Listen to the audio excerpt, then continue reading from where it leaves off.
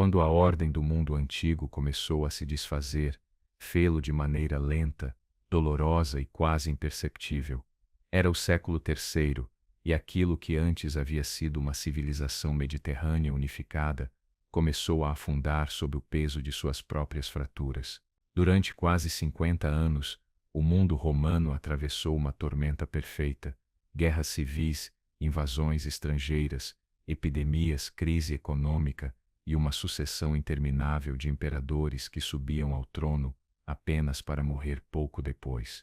Mais de 20 homens se proclamaram governantes em apenas meio século. Muitos reinaram somente alguns meses.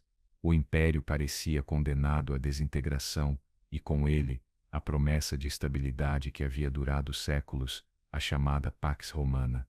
Enquanto isso, povos germânicos cruzavam as fronteiras do Reno e do Danúbio. Desde o Oriente, exércitos persas ameaçavam sem descanso. Na Gália e em Palmira, generais rebeldes proclamavam-se imperadores. O colapso parecia inevitável, mas então, das margens do poder, surgiu uma figura inesperada, um soldado de origens humildes, nascido na província da Dalmácia, no seio de uma família de antigos escravos. Seu nome era Diocleciano. Ele ascendeu por méritos próprios dentro do exército, em meio ao caos crescente. E quando o imperador Numeriano apareceu morto em circunstâncias suspeitas, no ano 284, foi o próprio exército que aclamou Diocleciano como seu sucessor. Diferente de muitos de seus imediatos predecessores, Diocleciano não apenas sobreviveu, mas transformou o governo romano desde as bases. Compreendeu algo essencial: nenhum homem poderia governar sozinho um território tão vasto, tão diverso e tão ameaçado. Assim nasceu a tetrarquia, um modelo de poder compartilhado por 4 homens, 2 Augustos e 2 Césares, que dividiram o império de forma funcional. Diocleciano escolheu a parte oriental, mais rica, mais urbanizada e mais resiliente, enquanto confiou o Ocidente a seu camarada Maximiano. Mais do que poder político, Diocleciano entendeu que era necessária uma reforma profunda. Redesenhou o mapa provincial, separou funções civis das militares, reorganizou o sistema fiscal e tentou frear a inflação com controles de preços. Muitas medidas fracassaram no curto prazo, mas prepararam o terreno para a sobrevivência do império por séculos. Uma de suas decisões mais simbólicas foi elevar a figura do imperador a uma categoria quase divina. Inspirado em modelos orientais, introduziu cerimônias solenes e rígidos protocolos, afastando o imperador do povo e das antigas elites. Já não era o primeiro cidadão, mas algo maior, um representante quase sagrado da ordem universal. E depois, em um gesto quase inédito na história romana, abdicou voluntariamente. Sem ele, porém, a tetrarquia não resistiu por muito tempo. As guerras civis retornaram, e desse caos emergiu outra figura decisiva: Constantino, filho de um dos antigos tetrarcas. No ano 312, após derrotar seu rival Magêncio na Batalha da Ponte Milvia, Constantino tornou-se o novo dono do mundo romano, e, segundo a tradição, fez isso sob o signo de uma nova fé, o cristianismo. Seu governo marcaria um ponto de virada. 2 decisões mudaram para sempre o curso da história: a legalização do cristianismo pelo Édito de Milão e a fundação de uma nova capital no extremo oriental do império, sobre a antiga cidade grega de Bizâncio, Constantinopla. Nesse enclave estratégico, onde Europa e Ásia quase se tocam, ergueu-se a nova sede do poder imperial. Uma cidade cristã em espírito, grega em sua língua, romana em sua herança, e voltada a um futuro incerto. Constantinopla não era apenas uma cidade, era um símbolo. Ao longo de 11 séculos resistiria a cercos, terremotos, epidemias e cruzadas. Dela nasceria uma civilização que herdou o legado clássico, mas também o transformou o mundo bizantino. Constantino não apenas legalizou a nova religião, como a promoveu, convocou o Concílio de Niceia, no ano 325, para resolver disputas entre bispos. Embora só tenha se batizado no fim da vida, deixou claro que o cristianismo teria lugar central no império. 12 anos depois, no ano 330, Constantinopla foi oficialmente inaugurada. Era uma cidade cristã, mas erguida à imagem de Roma, com fóruns, palácios, hipódromos e uma primeira catedral que, com o tempo, se tornaria a célebre Santa Sofia. Após a morte de Constantino, no ano 337, seus herdeiros assumiram um império dividido. Teodósio, o Grande, seria o último a governá-lo unido. À sua morte, no ano 395, a divisão tornou-se definitiva. Oriente e Ocidente. O Ocidente, com capital em Ravenna, entrou em espiral de decadência. Em apenas um século, as províncias ruíram, a Britânia foi abandonada, a Espanha caiu diante dos visigodos, a África diante dos vândalos, a Gália diante dos francos,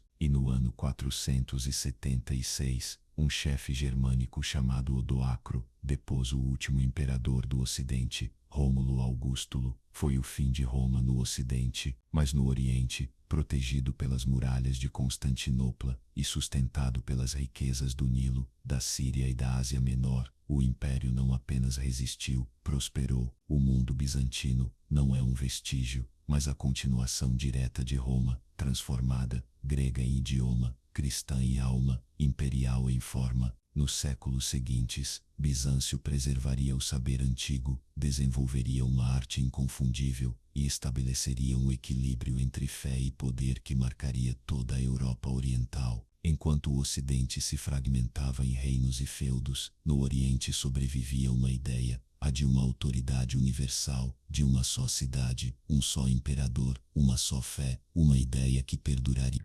Até que 1000 anos depois, os canhões otomanos fizessem tremer as muralhas de Constantinopla. Mas essa é uma história ainda por contar. A nova capital não foi concebida como mera transferência de poder, mas como uma declaração de intenções. Constantinopla era o projeto de um novo mundo, erguida em uma península cercada de águas, unida por terra à Europa, mas voltada de frente para a Ásia, dominava a passagem que conecta o Mar Negro ao Mediterrâneo. Sua localização era simplesmente perfeita, impossível de ser cercada por completo e incomparável para o comércio. Constantinopla não foi concebida apenas para resistir, mas para prosperar.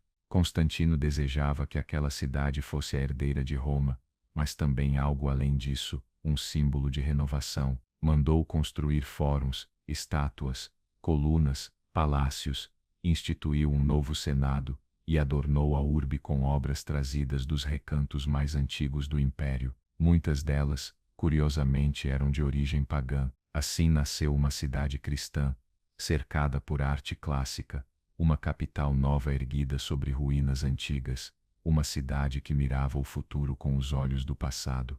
Desde a sua fundação, Constantinopla esteve impregnada de espiritualidade. Não possuía templos romanos, em seu lugar, erguiam-se igrejas. A primeira versão da Basílica de Santa Sofia foi construída nessa época, e embora tenha sido reconstruída séculos mais tarde, sua simples existência já representava uma diferença essencial em relação a Roma. Aqui, a fé cristã não era apenas tolerada, era protagonista. A transformação religiosa em curso no Oriente era irreversível. Aquilo que durante séculos havia sido perseguido começava a se tornar o eixo cultural, político e espiritual de toda a região. Ainda assim, o caminho não seria fácil nem linear. O cristianismo, em rápida expansão, estava longe de ser homogêneo. No ano 325, Constantino convocou em Niceia os bispos de todo o império para resolver disputas sobre a natureza de Cristo. Desse concílio, nasceu o Credo Niceno, que afirmava que o Filho era da mesma essência que o Pai, uma declaração contra os ensinamentos de Ário, que sustentava que Cristo era inferior a Deus. Essa controvérsia, longe de encerrar-se, deu início a uma longa série de debates e conflitos teológicos que acompanhariam o império por séculos, pois em Bizâncio política e fé eram inseparáveis. Nessa etapa inicial, as sedes eclesiásticas mais influentes do Oriente começaram a consolidar-se: Alexandria, Antioquia, Jerusalém e, cada vez mais, a própria Constantinopla. O patriarca da nova capital ganhava protagonismo e com o tempo, tornar-se a figura tão poderosa quanto qualquer imperador. Mesmo assim, o cristianismo encontrou resistências. Juliano, sobrinho de Constantino, tentou frear a expansão da nova religião. Durante seu breve governo nos anos 360, promoveu o neoplatonismo, restaurou antigos templos e procurou devolver relevância aos deuses tradicionais. Sua morte, em campanha contra os persas, pôs fim a essa última tentativa de reviver o paganismo. O mundo havia mudado e não voltaria atrás. No final do século IV, o imperador Teodósio, o Grande, último a governar o Império Unido, deu o passo definitivo, proibiu os sacrifícios pagãos, fechou templos e declarou o cristianismo como a única religião oficial. Sob seu reinado, os antigos deuses, cultuados por mais de 1000 anos, desapareceram da vida pública. Após sua morte, no ano 395, o império foi dividido entre seus 2 filhos, Arcádio, no Oriente, e Honório, no Ocidente. Na teoria, ainda eram parte de um mesmo império, na prática, seguiram caminhos distintos. O Ocidente mergulhou em colapso progressivo, os visígodos se instalaram na Espanha, os vândalos no norte da África, os francos na Gália, e a Britânia foi abandonada à própria sorte. O saque de Roma pelos godos, no ano 410, o primeiro em quase 800 anos, abalou profundamente o mundo, a ponto de levar Agostinho a escrever sua obra mais célebre, A Cidade de Deus.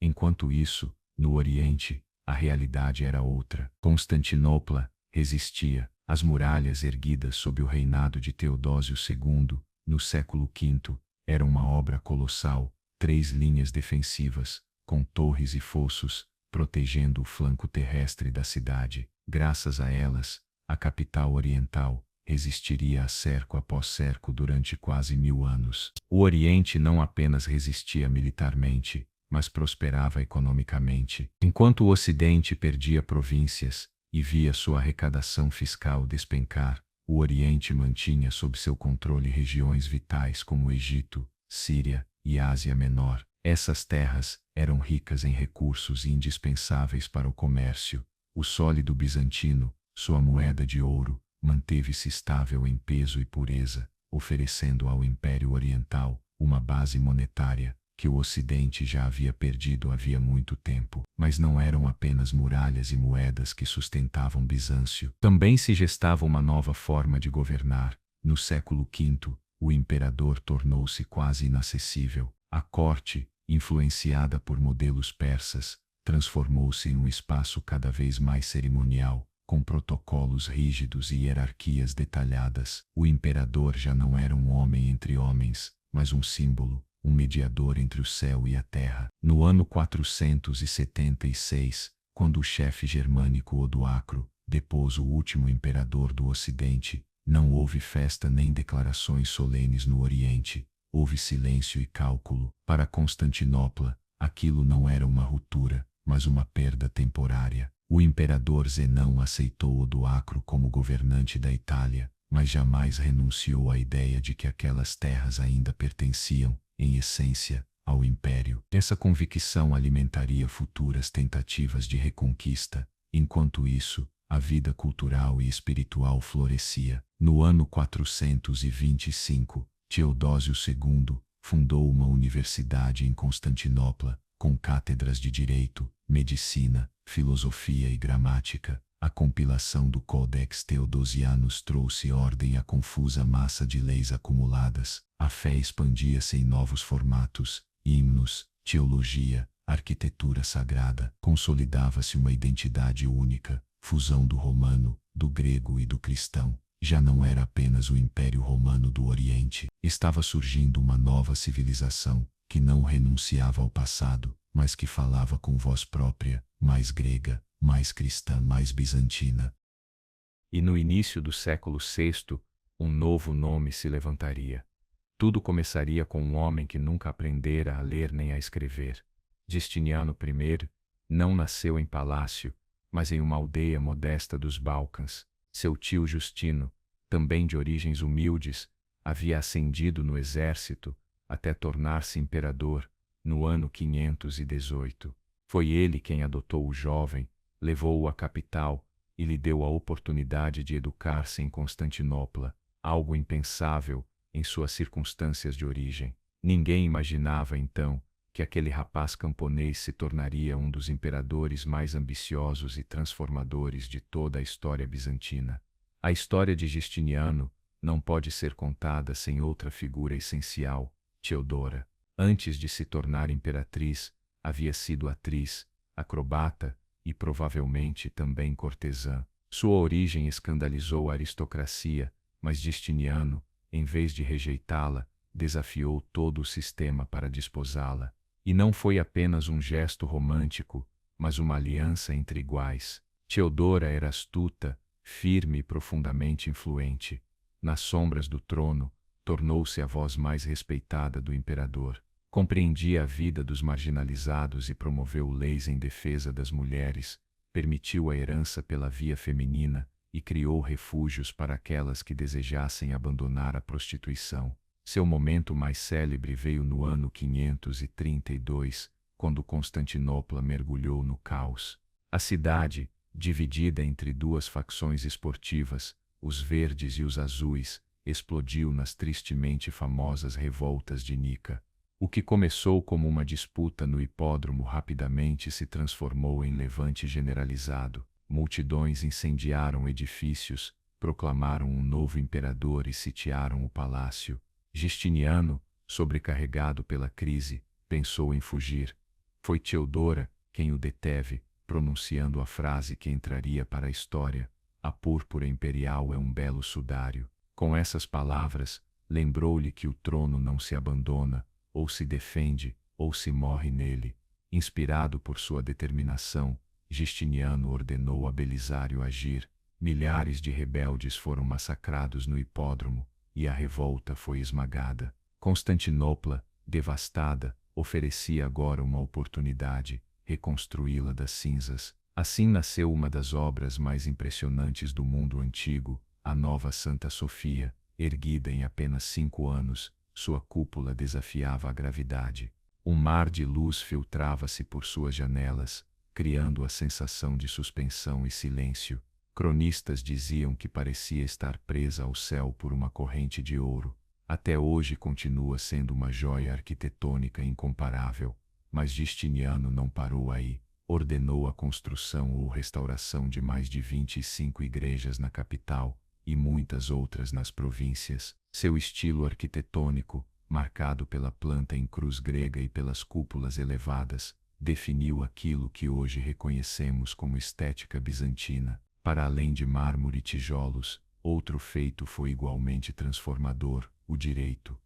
Até então, as leis imperiais eram um caos de decretos sobrepostos, contradições e lacunas acumuladas ao longo dos séculos. Justiniano encarregou uma equipe de juristas, liderada por Triboniano, de ordenar e sintetizar essa tradição. O resultado foi o Corpus Juris Civilis, ou Corpo de Direito Civil, dividido em 4 partes: o Código, que reunia as leis vigentes; o Digesto, uma antologia de opiniões jurídicas; as Instituições, um manual para estudantes de direito; e as Novelas, leis promulgadas pelo próprio Justiniano. Esse corpo legal ultrapassou seu tempo e tornou-se um dos pilares do direito civil moderno. Seus princípios ainda ecoam hoje nos sistemas jurídicos da Europa e da América Latina. No entanto, legislar e construir não eram os únicos sonhos do imperador. Sua ambição maior era restaurar a unidade territorial do antigo Império Romano.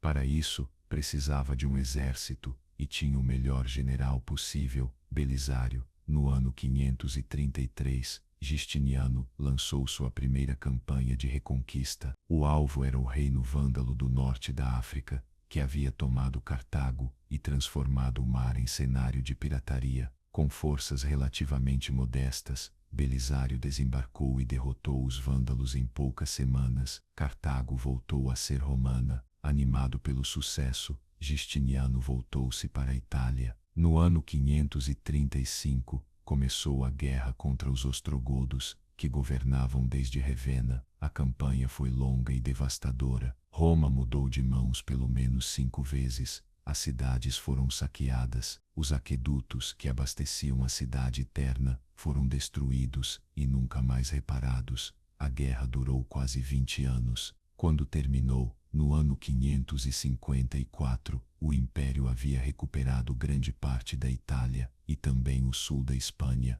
Por um breve instante, os mapas pareciam retroceder no tempo do Ocidente Hispânico até a Síria. Novamente uma única autoridade dominava o Mediterrâneo. Mas aquela vitória era frágil. Os recursos estavam exauridos, as províncias arrasadas, a população dizimada. Enquanto o Ocidente era reconquistado, a verdadeira ameaça vinha do Oriente. O Império Persa, mais centralizado e sofisticado que qualquer reino germânico, pressionava as fronteiras. No ano 540, enquanto Belisário ainda lutava na Itália, os persas saquearam Antioquia, uma das joias orientais do Império. Para conter a ameaça, Constantinopla teve de pagar tributos. Uma humilhação que expôs a vulnerabilidade bizantina. Cada esforço no Ocidente enfraquecia sua defesa no Oriente. E então, quando parecia que nada mais poderia piorar, chegou a peste. No ano 541, estourou a primeira grande pandemia registrada de peste bubônica, a peste de Justiniano. Começou no Egito e espalhou-se como sombra negra por todo o Mediterrâneo. Só em Constantinopla, estima-se que morreram até 5.000 pessoas por dia. O próprio Justiniano contraiu a doença, mas sobreviveu. O impacto demográfico foi devastador.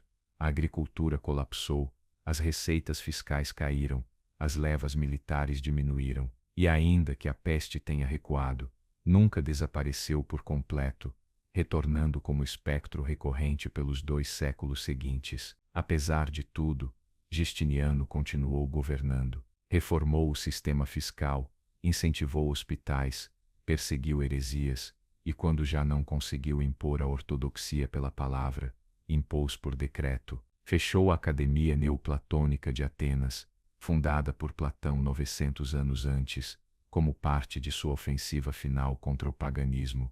Quando morreu, no ano 565, após quase 4 décadas no poder, deixou um império maior, mas também mais frágil. Seus feitos foram monumentais, uma catedral que ainda hoje deslumbra o mundo, um corpo legal que atravessou os séculos, conquistas que reacenderam a ideia de uma Roma unida, mas também legou aos sucessores um Estado extenuado, financeiramente debilitado, demograficamente reduzido e estrategicamente exposto.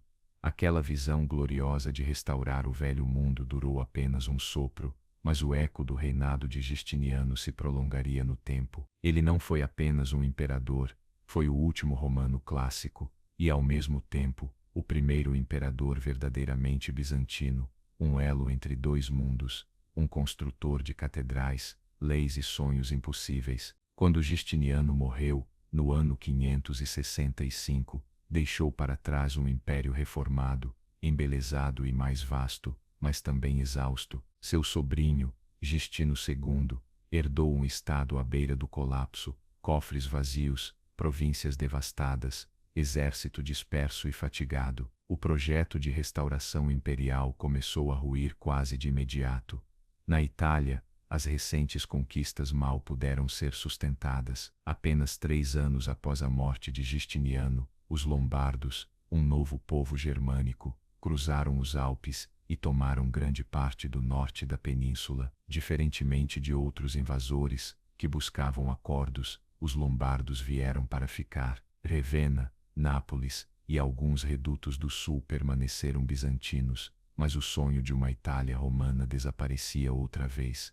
Enquanto isso, os Balcãs se desangravam, povos eslavos e ávaros atravessaram o Danúbio, saqueando e instalando-se em territórios que haviam pertencido ao mundo romano durante séculos. Macedônia, Trácia e Ilíria, outrora prósperas, tornaram-se campos de batalha. Até os arredores de Constantinopla sofreram ataques, revelando que nem mesmo a capital estava a salvo. Mas o pior ainda estava por vir. No Oriente, o eterno rival despertava novamente. O Império Sassânida da Pérsia, sob Cosroes Demiri, lançou campanhas devastadoras. No ano 614, os persas capturaram Jerusalém e, com ela, a relíquia mais sagrada do cristianismo, a Vera Cruz. Damasco, Antioquia, o Egito, caíam uma a uma. Pela primeira vez em séculos, Bizâncio perdia as províncias mais férteis e povoadas do Mediterrâneo. Foi nesse contexto desesperador que surgiu uma figura inesperada, Heráclio, filho do governador da África. Com uma frota, depôs o imperador em exercício. Não encontrou um trono, mas um naufrágio. Sua resposta, porém, foi audaz. Reorganizou o exército, reformou a administração e traçou um plano ousado para golpear os persas em seu próprio território. Durante anos, marchou por regiões inexploradas, atravessando montanhas nevadas e suportando invernos brutais. E no ano 627, alcançou uma vitória histórica na Batalha de Nínive. Os persas, desmoralizados, pediram paz. A Vera Cruz foi devolvida a Jerusalém. As províncias, recuperadas, parecia um milagre. Mas o triunfo seria efêmero. Enquanto o império celebrava, uma nova ameaça surgia no sul, o Islã. Maomete e seus sucessores unificaram as tribos árabes sob uma fé monoteísta e transformaram o deserto em um crisol implacável. À morte do profeta, seus seguidores não se dispersaram, expandiram-se. Em pouco mais de uma década, os exércitos muçulmanos tomaram Síria, Palestina e Egito. No ano 636, os bizantinos sofreram uma das piores derrotas de sua história, na Batalha do Rio Yarmouk. As províncias recuperadas por Heráclio se perderam para sempre. O Egito, por séculos celeiro de Constantinopla, passou às mãos árabes. Antioquia, Alexandria, Jerusalém, centros de fé e cultura cristã, tornaram-se parte do mundo islâmico. O mapa de Bizâncio encolheu brutalmente. O que fora outrora um império mediterrâneo se reduziu a uma faixa mais compacta. Ásia Menor, o Egeu e partes do sul dos Balcãs. Mas dessa perda territorial emergiu uma transformação ainda mais profunda. Durante séculos, o império fora uma amalgama multiétnica e plurilingue. Agora, privado de muitas regiões orientais, tornou-se mais homogêneo, mais grego, mais ortodoxo. Essa identidade redefinida também se expressou na língua oficial, no tempo de Heráclio. O grego substituiu o latim na administração. Haviam-se passado mais de 300 anos desde a fundação de Constantinopla. Era hora de falar a língua do povo. A mudança não era apenas prática, era simbólica. O mundo romano cedia lugar a uma nova ordem. Ainda se chamava romano, mas já tinha alma bizantina.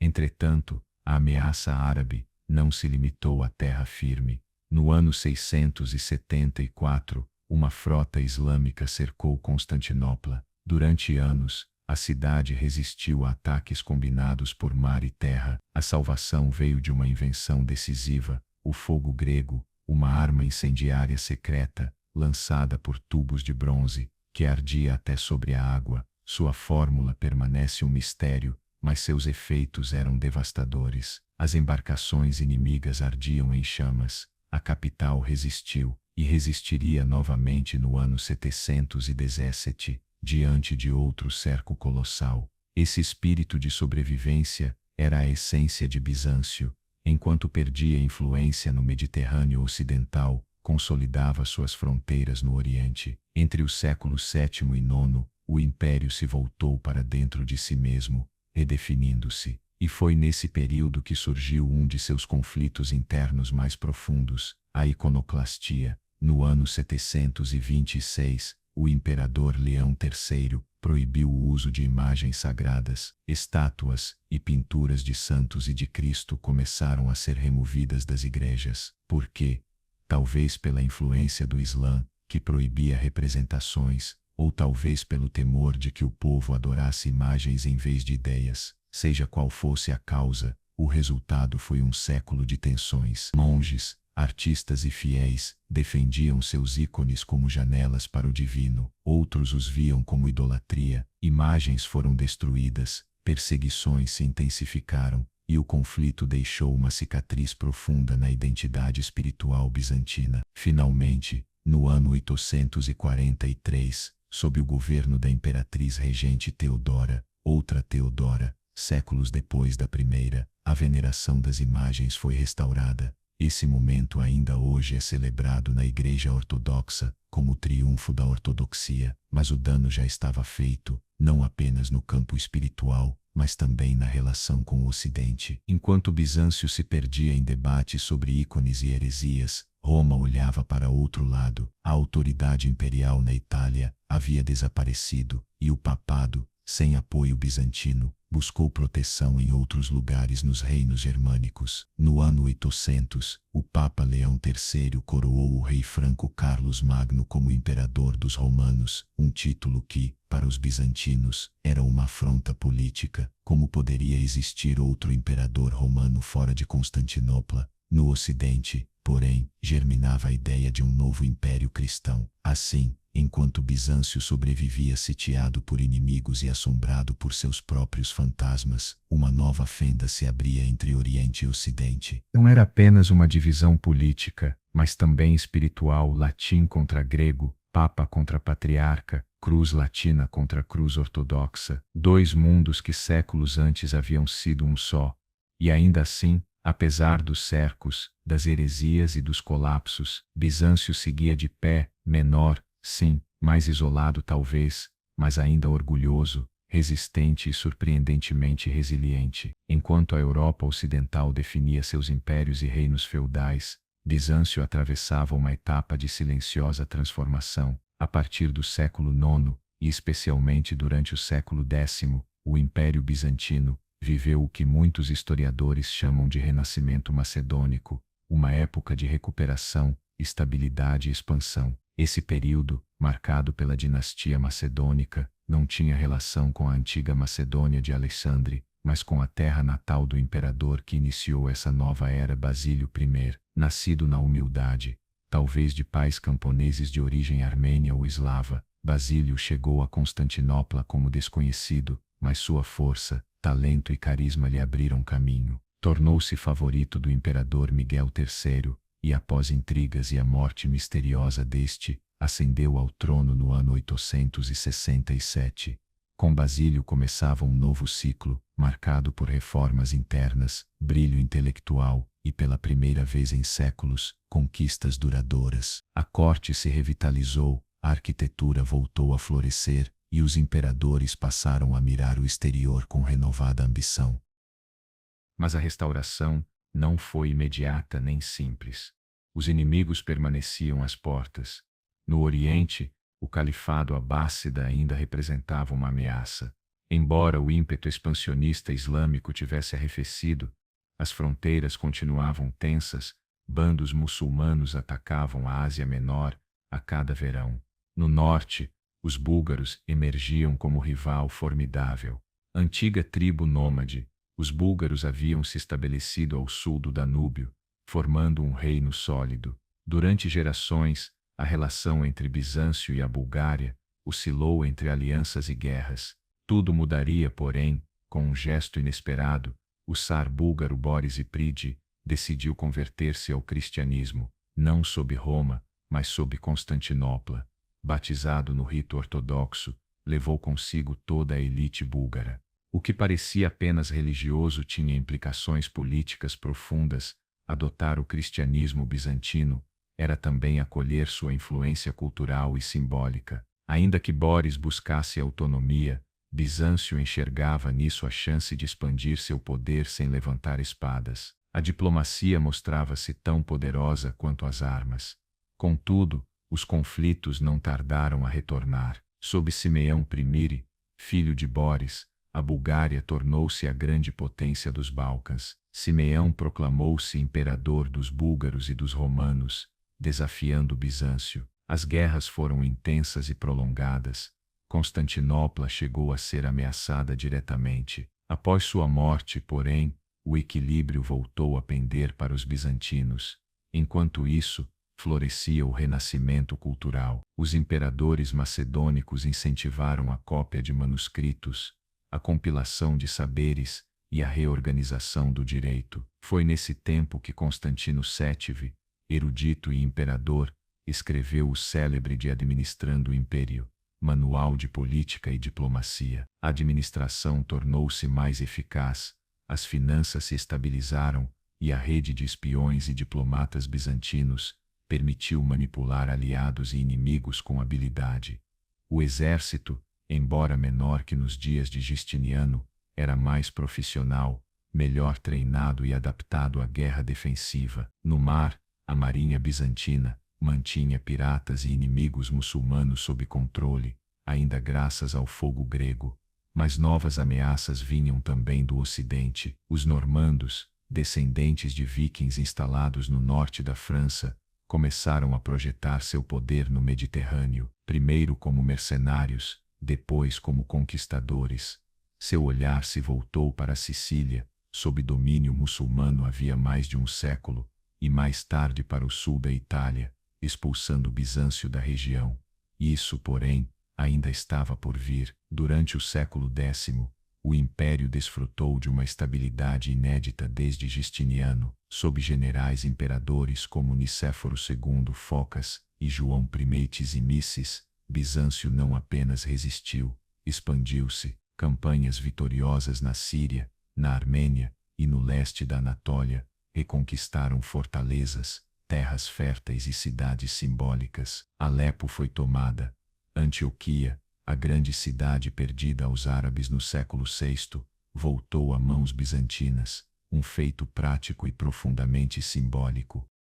O império respirava com novo fôlego e, ao mesmo tempo, estendia sua influência em outra direção, o mundo eslavo. Pois, ao longo do século IX, dois missionários bizantinos, Cirilo e Metódio, haviam partido rumo ao norte. Seu objetivo era evangelizar os povos eslavos. Para isso, Cirilo e Metódio criaram um alfabeto adaptado às suas línguas, o glagolítico, que mais tarde evoluiria para o cirílico, e traduziram as escrituras para o idioma local. Esse gesto cultural teria um impacto monumental. Graças a eles, povos como sérvios, búlgaros e, sobretudo, russos, não apenas abraçaram o cristianismo ortodoxo, mas também herdaram grande parte da cultura bizantina. No ano 988, o príncipe Vladimir de Kiev converteu-se oficialmente ao cristianismo, e com ele,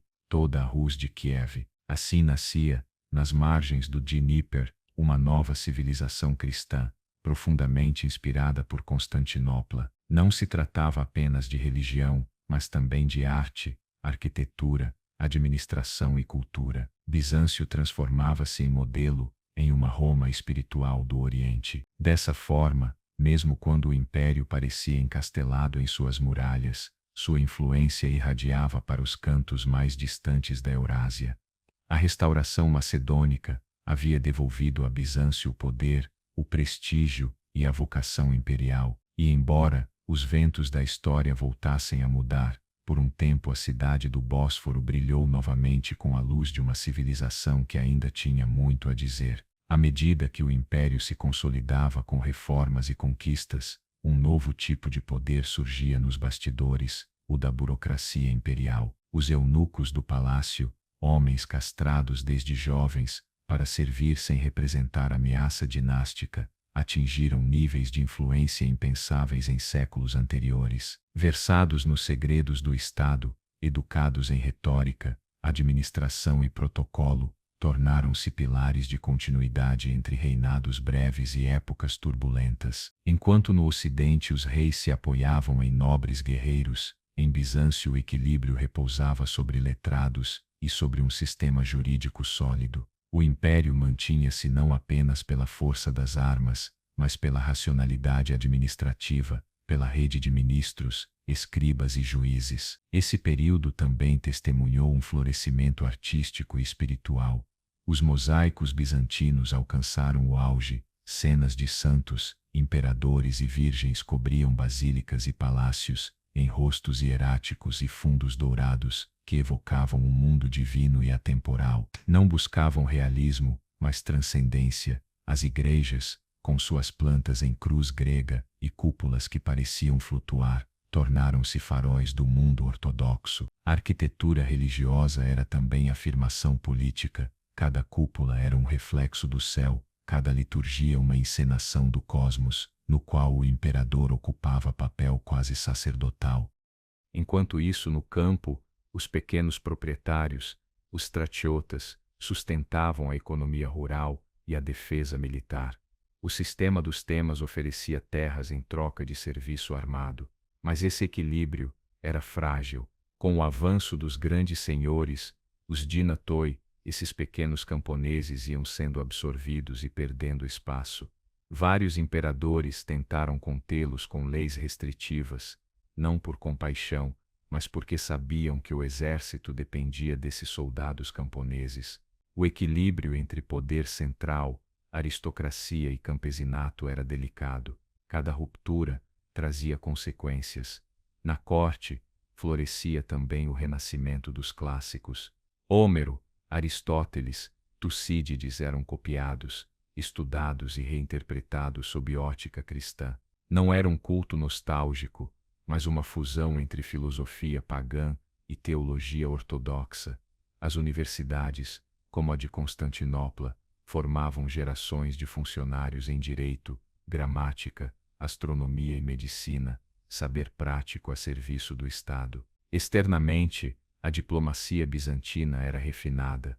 Embaixadas, presentes e casamentos dinásticos eram usados como armas silenciosas. Um título, um ícone, um tecido de seda podiam assegurar fronteiras sem derramamento de sangue. A imagem do imperador não era só a de um governante, mas de um monarca universal, herdeiro de Roma, mediador entre Deus e os homens, centro simbólico de um mundo que ainda via em Constantinopla o farol da civilização.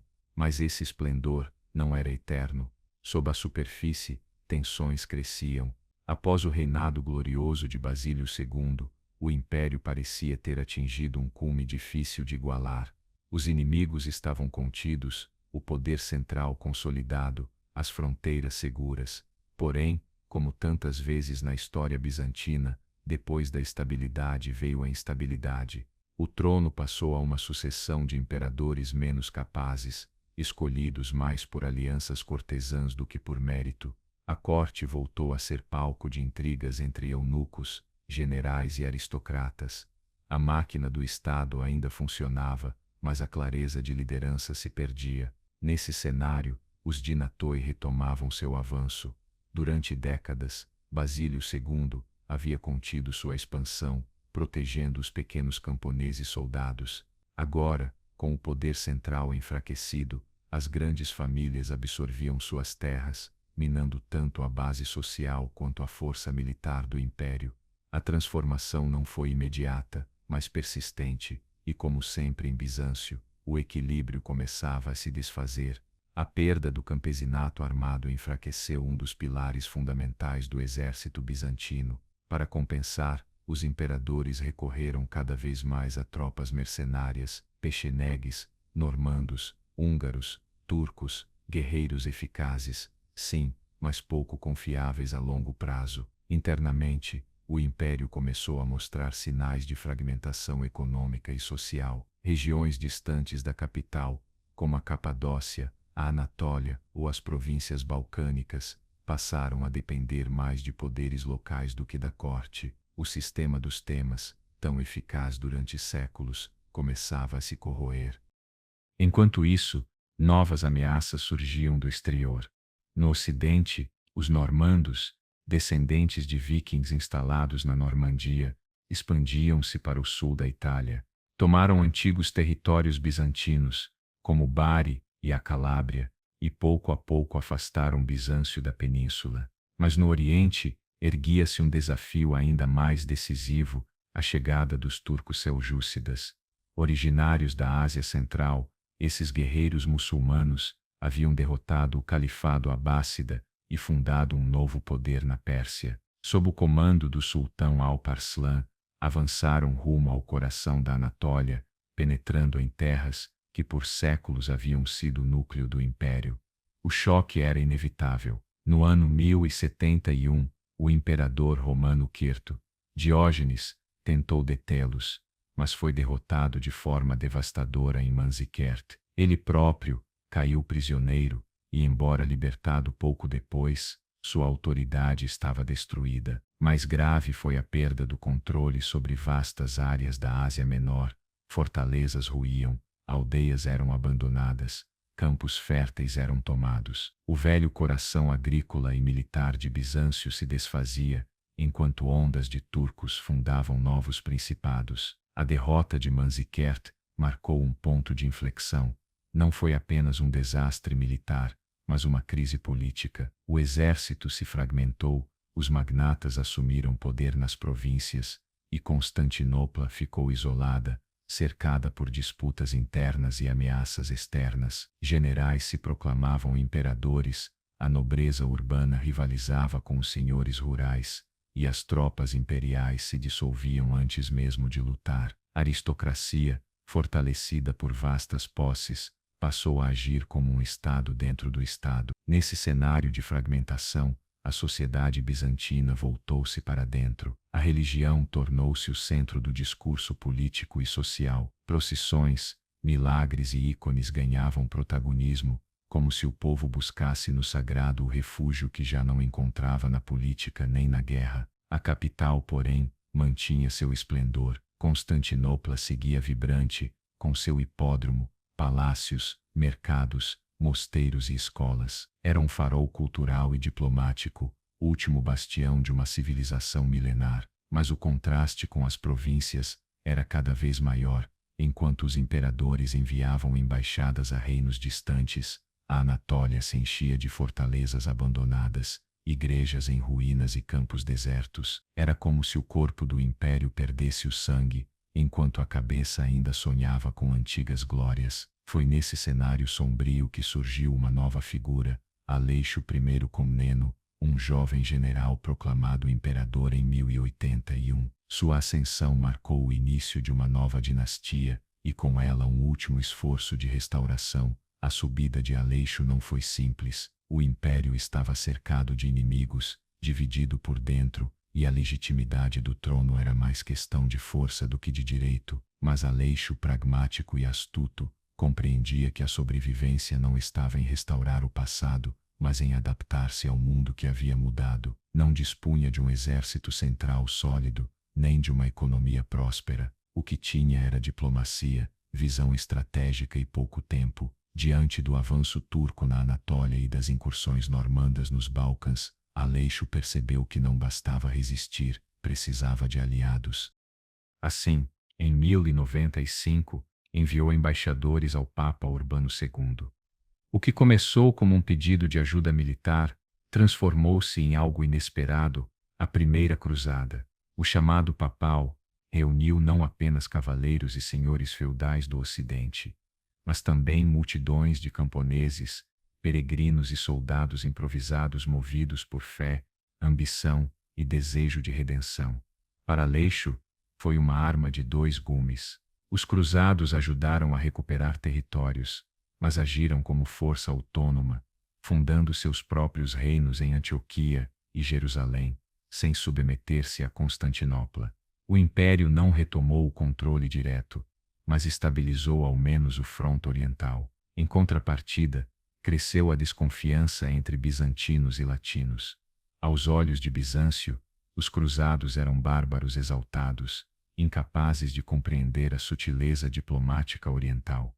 Para os ocidentais, os bizantinos pareciam frios e arrogantes. Essa distância se ampliaria até tornar-se intransponível. Com Aleixo I, inaugurava-se a dinastia Comnena, que governaria por quase um século. Seu reinado foi uma dança delicada, entre recuperação e contenção. Não buscou restaurar o impossível, mas defender o essencial. Fortificou fronteiras, centralizou o poder em sua família e transformou o cargo imperial em um sistema dinástico moderno, distribuindo funções a filhos, genros e sobrinhos. Seu filho João II, chamado o Bom, continuaria essa obra com humildade e eficácia, mantendo viva a chama de uma Bizâncio que ainda resistia contra o tempo e contra o mundo.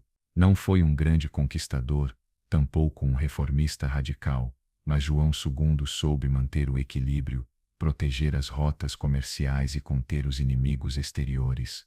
Durante o seu reinado, Constantinopla respirou um renascimento cultural e espiritual. A vida monástica floresceu, manuscritos antigos foram copiados, hinos e tratados compostos, crônicas registradas. Era como se, depois da tormenta, a cidade voltasse a encher os pulmões de ar. À sua morte, o trono passou ao seu filho, Manuel I, um dos imperadores mais fascinantes da história bizantina. Manuel era ambicioso, carismático e profundamente marcado pelo contato com o Ocidente. Falava latim, admirava a cavalaria europeia e sonhava com um império que voltasse a se projetar sobre todo o Mediterrâneo.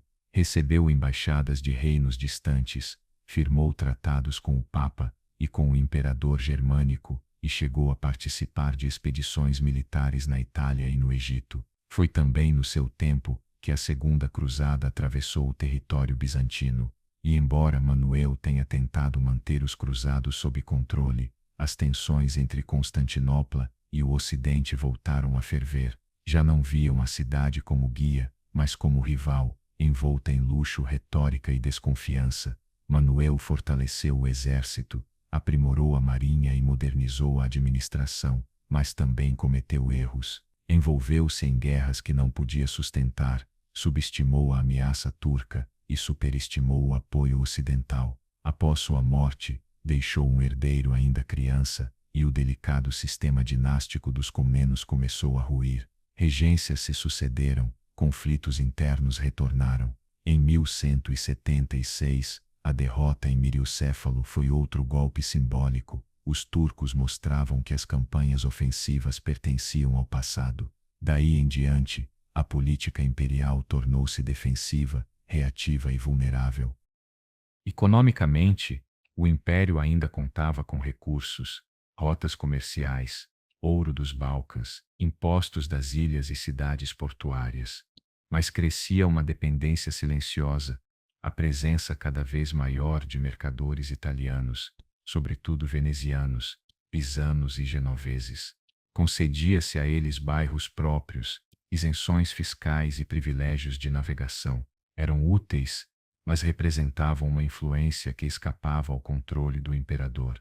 A relação com o Ocidente se tornava mais complexa. Desde 1054, a cristandade estava formalmente dividida entre latinos e ortodoxos, após o grande cisma. Mas mais do que as diferenças teológicas, o que se acumulava era uma incompreensão profunda. Arte, liturgia, língua, a forma de entender a fé e o poder, tudo os afastava, como dois planetas que já não orbitavam o mesmo Sol. E, no entanto, ambos compartilhavam uma raiz comum. Roma. Bizâncio ainda se chamava Império Romano, não por nostalgia, mas por convicção. Era a sua herança, seu direito, sua missão. Mas cada vez menos no Ocidente, alguém reconhecia isso. Alguns inclusive começavam a vê-lo como ameaça. A tensão crescia, surda mas constante, e o frágil equilíbrio tecido pelos Comnenos começava a se desfazer. No início do século XIII, o império ainda estava de pé, mas mais por inércia que por vigor. Vivia do esplendor de sua capital e de uma diplomacia hábil em navegar entre inimigos. Por dentro, porém, era um corpo fatigado, com órgãos vitais enfraquecidos e um coração exposto. A dinastia dos Ângelos, que assumiu o trono nesse período, foi frágil e ineficiente. O trono era mais um prêmio que uma responsabilidade. Cargos eram vendidos, fundos desperdiçados e os alertas externos ignorados. Enquanto isso, no Ocidente, o Papa Inocêncio III, um dos mais ambiciosos da história, convocava, em 1198, uma nova cruzada. A Quarta Cruzada tinha como alvo original o Egito, visto como chave estratégica do poder muçulmano. Mas as cruzadas não eram exércitos estatais coesos, e sim coalizões instáveis de senhores feudais, aventureiros, endividados e fervorosos crentes. Essa cruzada, em particular, carecia de recursos para custear a travessia ao Oriente. Negociaram, então, com Veneza, que concordou em transportá-los, mas em troca de uma dívida que os cruzados não puderam pagar. Foi aí que começou a deriva. Primeiro desviaram-se para Zara, cidade cristã rival de Veneza, tornando-se inimigos de seus próprios irmãos de fé. Depois, por uma mistura de ambição, intriga e oportunidade, voltaram-se para Constantinopla. Um príncipe bizantino exilado, Aleixo IV, prometeu-lhes uma soma astronômica e a união das igrejas, caso o ajudassem a recuperar o trono. Os cruzados aceitaram. Assim, no ano 1203, uma expedição destinada ao norte da África chegou às muralhas da rainha das cidades. Constantinopla resistiu a princípio, mas diante da pressão, o imperador fugiu e Aleixo foi entronizado. Mas ele não conseguiu cumprir suas promessas. O povo bizantino desconfiava profundamente dos latinos, não aceitavam seus ritos, nem sua presença nas ruas, nem seus templos. Logo eclodiu uma revolta. Aleixo foi morto, e os cruzados, sem pagamento, sentiram-se traídos. Em abril de 1204, decidiram tomar pela força o que não haviam conseguido por negociação. O saque de Constantinopla foi uma das tragédias mais profundas da Idade Média. Durante 3 dias, as ruas encheram-se de sangue, fumaça e pranto. Igrejas foram profanadas, mulheres violentadas, relíquias roubadas, tesouros e obras-primas destruídos. O altar de Santa Sofia foi desfeito, ícones sagrados arrastados pelo chão, cavalos beberam nas fontes batismais, e a biblioteca imperial perdeu-se para sempre. Era a primeira vez, em mais de 900 anos de história, que Constantinopla caía em mãos estrangeiras. Mais que a queda de uma cidade, foi o colapso simbólico do Império Bizantino. Sobre suas ruínas, os cruzados fundaram o chamado Império Latino de Constantinopla, com o imperador ocidental, cavaleiros francos nas ruas e liturgia romana em suas igrejas, mas era um edifício mal alicerçado. Os latinos desconheciam as complexidades do território, não tinham apoio popular, e no exílio, as antigas famílias bizantinas começaram a reagrupar-se, aguardando a hora de recuperar sua cidade. Entre Trebisonda, Niceia e Epiro, surgiram núcleos de resistência, pequenos estados, que reivindicavam ser a continuidade do império. O mais forte deles foi o Império de Niceia. Ali, sob a liderança da família Láscaris I, e depois dos Paleólogos, gestou-se lentamente uma reconquista. Durante mais de meio século, Constantinopla esteve dividida, fragmentada, profanada, mas a memória do que fora jamais desapareceu, e quando, no ano 1261, tudo parecia perdido, um pequeno contingente bizantino conseguiu recuperar a cidade quase por acaso. Não houve batalha gloriosa, nem desfiles de estandartes, apenas um portão mal vigiado, uma noite de sigilo, e de repente, a rainha das cidades voltava às mãos daqueles que ainda a chamavam de sua. O que encontraram, no entanto, não foi a majestosa capital que um dia iluminara o mundo. As cicatrizes do saque latino ainda marcavam suas muralhas, igrejas profanadas, ruas vazias, palácios em ruínas. A Constantinopla renascida era mais um eco de si mesma do que um retorno triunfal, e mesmo assim, o coração de Bizâncio voltava a bater. Miguel Psótif, paleólogo, assumiu a restauração com pragmatismo e simbolismo. Reconstruiu muralhas, recuperou tesouros artísticos, tentou reanimar o comércio e devolver à cidade sua alma. Mas o verdadeiro desafio não era de pedra, era espiritual. A população ortodoxa via com desconfiança as tentativas de união com Roma.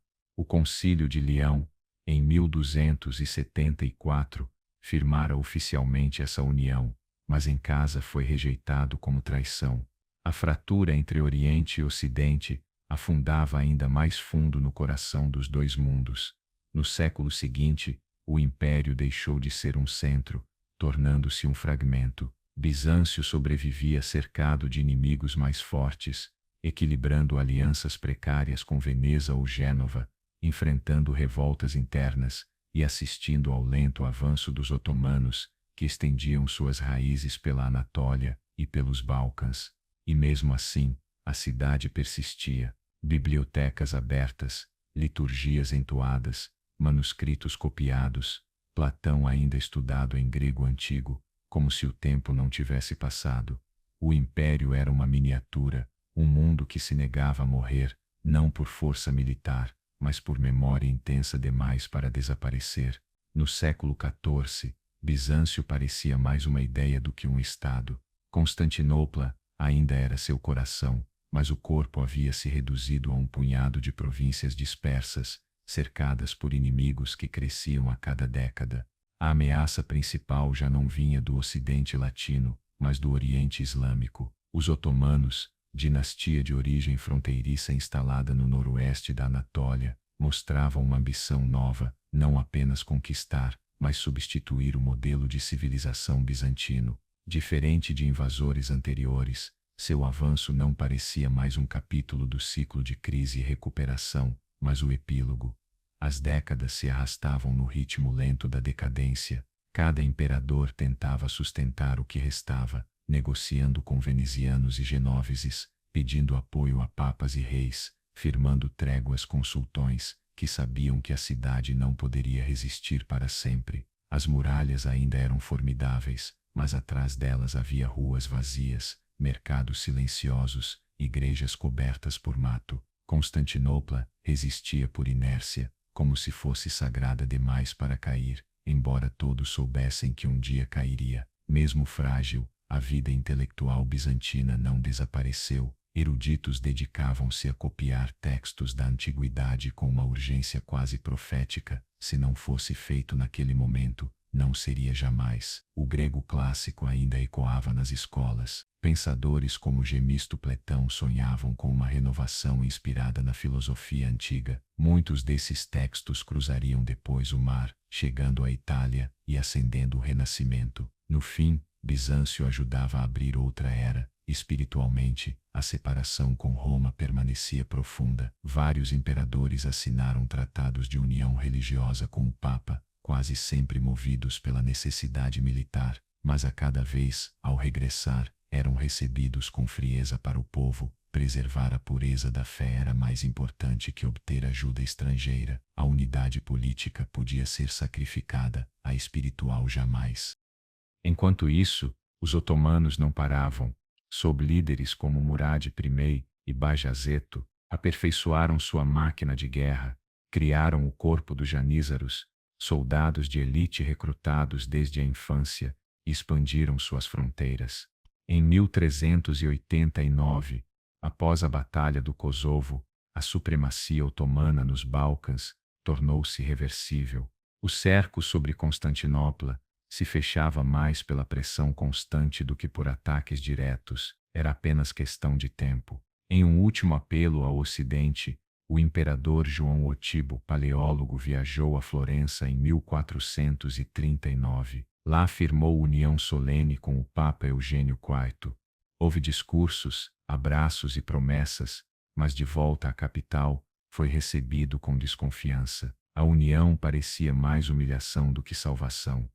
O povo sabia que Roma não viria em sua defesa e que haviam comprometido a fé em vão. Poucos anos depois, subia ao trono o último imperador, Constantino Eugênio. Seu reinado foi breve, mas carregado de simbolismo. Já não governava um império, mas apenas uma cidade. Porém, aquela cidade era o último vestígio de uma civilização milenar. Em suas mãos não estavam apenas as chaves de Constantinopla, mas também as últimas chamas de uma herança que nascera em Roma, florescera em Bizâncio e resistira por séculos. Do outro lado do estreito, Mehmed II preparava a ofensiva final. Mandou erguer fortalezas ao longo do Bósforo, cortou as rotas de abastecimento e trouxe consigo canhões colossais, capazes de abalar as lendárias muralhas teodosianas que, durante séculos, haviam resistido a todo cerco. No dia 6 de abril do ano de 1453 começou o assédio. Constantinopla tornou-se um símbolo de resistência. Durante semanas, cidadãos, nobres, soldados e sacerdotes uniram-se em sua defesa. Enquanto os projéteis faziam tremer as muralhas, nas igrejas elevavam-se preces, lutava-se por cada pedra, por cada rua, por cada memória. Mas no dia 29 de maio, pouco antes do amanhecer, as defesas cederam. Os otomanos entraram pela porta de São Romano. O imperador Constantino Hanzi lançou-se à luta final. Diz a tradição que retirou as insígnias imperiais e morreu como um simples cidadão, espada em mãos. Com sua queda, morria também uma era. A cidade caiu, o império terminou, e com ele desapareceu o último vestígio vivo da antiguidade. E, no entanto, o fim não foi absoluto. Mehmet II transformou Santa Sofia em mesquita, mas manteve o patriarca ortodoxo como guia espiritual dos cristãos sob seu domínio. Constantinopla, agora chamada Istambul, converteu-se em nova capital imperial, herdeira das estruturas e dos símbolos de Bizâncio. O império desapareceu como entidade política, mas sua marca permaneceu nos manuscritos, nas liturgias, nas ideias, nas cúpulas e nos códices. Bizâncio não morreu, transformou-se. Não foi um fim abrupto, mas uma mutação, uma última exalação do mundo clássico, um silêncio que ainda hoje ressoa nas pedras do mundo moderno. Após a queda de Constantinopla, o mundo pareceu suspender a respiração. Não foi apenas uma cidade que caiu, foi o fim visível de uma ponte entre a antiguidade e a modernidade, entre Roma e a Europa, entre o Oriente e o Ocidente. Mas mesmo enquanto os muros ainda fumegavam sob os golpes dos canhões, o legado bizantino começava a atravessar fronteiras. Eruditos, artesãos e teólogos buscaram refúgio na Itália, levando consigo manuscritos, ideias e formas que logo acenderiam a chama do Renascimento. Textos clássicos de Platão, Aristóteles, Galeno e Ptolomeu, preservados em bibliotecas orientais, eram redescobertos e traduzidos, não a partir do latim, mas diretamente do grego original. Aquilo que durante séculos fora protegido em mosteiros do Oriente, tornava-se alimento intelectual para o Ocidente. A arte também absorveu essa herança, o uso do dourado, os ícones, as cúpulas monumentais. Tudo isso floresceu em Florença, em Roma e além, com raízes profundas na tradição bizantina. Até mesmo na política, o modelo de poder sacralizado, o imperador como defensor da fé, sobreviveu. Inspirou monarquias como a russa, que se proclamou herdeira do império sob o título de Terceira Roma.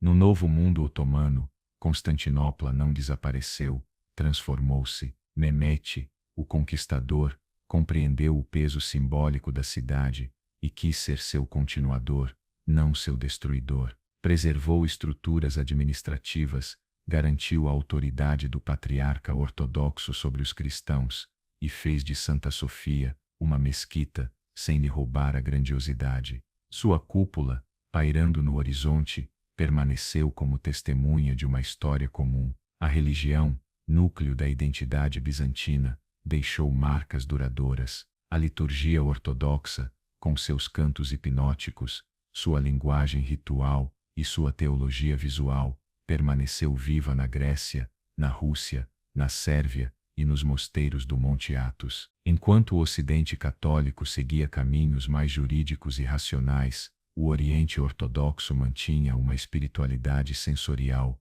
envolvente, herdeira direta de Bizâncio. Os códices, mosaicos, catedrais, hinos, cânones legais e crônicas, que chegaram até nós não apenas informam, emocionam. Em cada detalhe, ressoa um eco de algo que, embora extinto como poder político, continua vivo como herança espiritual. Pois Bizâncio não caiu num só dia, nem desapareceu por inteiro. Dissolveu-se lentamente no tempo, infiltrando-se em culturas, línguas e símbolos. Está em cada biblioteca, que guarda um manuscrito copiado por monges bizantinos, em cada cúpula que imita Santa Sofia, em cada língua eslava que utiliza um alfabeto nascido em Constantinopla. Durante séculos, os ecos de Bizâncio não sobreviveram apenas ao tempo, enraizaram-se na essência do mundo ao redor. Os mosteiros que floresciam nas montanhas da Capadócia, nas ilhas do Egeu ou nas florestas do Cáucaso, não eram simples refúgios, mas faróis. Guardavam livros, copiavam tratados, decifravam mistérios, Naquelas celas silenciosas, monges não apenas oravam, pensavam, escreviam, preservavam a alma de um império que já sabia que sua força não estava mais nas espadas, mas nas ideias. Cada códice, cada canto, cada sermão era resistência à amnésia, um ato de fidelidade ao mundo herdado. Em Bizâncio, pensar era rezar e estudar era venerar. A educação, mesmo nos dias mais sombrios, jamais foi abandonada. Escolas imperiais, academias teológicas, círculos de eruditos e copistas mantinham viva uma chama que em outros lugares já se apagara. Enquanto no Ocidente templos ruíam e letras latinas eram esquecidas, em Constantinopla ainda se discutia Aristóteles, comentavam-se os padres da igreja e compunham-se tratados de astronomia, gramática e medicina. Essa persistência não era acaso, mas escolha. Os imperadores sabiam que governar ruínas exigia mais do que exércitos, exigia sentido, exigia símbolos. O saber, assim como as procissões ou os mosaicos, era uma forma de sustentar o mundo. Até os rituais, que poderiam parecer vazios, eram mecanismos de coesão. Bizâncio caiu como império, mas sobreviveu como ideia. E essa ideia, transformada em canto, em pedra, em palavra, continua a habitar o nosso tempo. O som do incenso ao balançar, o brilho do ouro sob a luz das velas, o ritmo hipnótico das ladainhas, tudo fazia parte de uma linguagem que lembrava a cada cidadão o seu lugar no universo. Em Bizâncio, o cotidiano estava impregnado de transcendência, mas essa transcendência não significava imobilidade. O império era também um espaço de mudanças.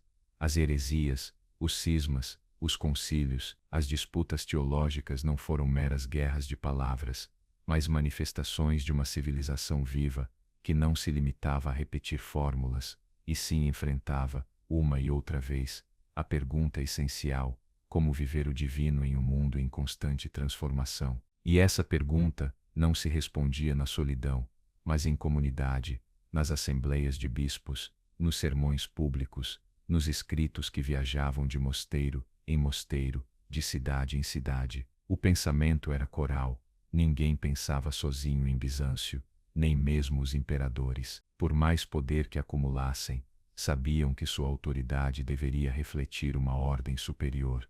Por isso, muitas de suas decisões passavam por filtros litúrgicos, por conselhos teológicos, por gestos que ligavam o trono ao altar. A coroa era símbolo, mas também obrigação. Não governavam em nome próprio, mas em nome de Deus, que lhes concedia vitória ou derrota. E quando as derrotas chegavam, como tantas vezes aconteceu, o império não desmoronava, transformava-se. Cada perda territorial, cada desastre militar, cada revolta sufocada deixava feridas, mas também ensinamentos. Pois em Bizâncio sabia-se que a história não era linha reta, mas movimento, ciclo, cruz. Assim, o império aprendeu a viver com a contradição, uma civilização que falava de eternidade, mas convivia com o colapso, que aspirava ao divino, mas pisava o barro, que mirava o céu, mas caminhava entre escombros. E talvez por isso tenha sobrevivido por tanto tempo, porque não se despedaçava diante da incoerência, mas a assumia, transformava em arte,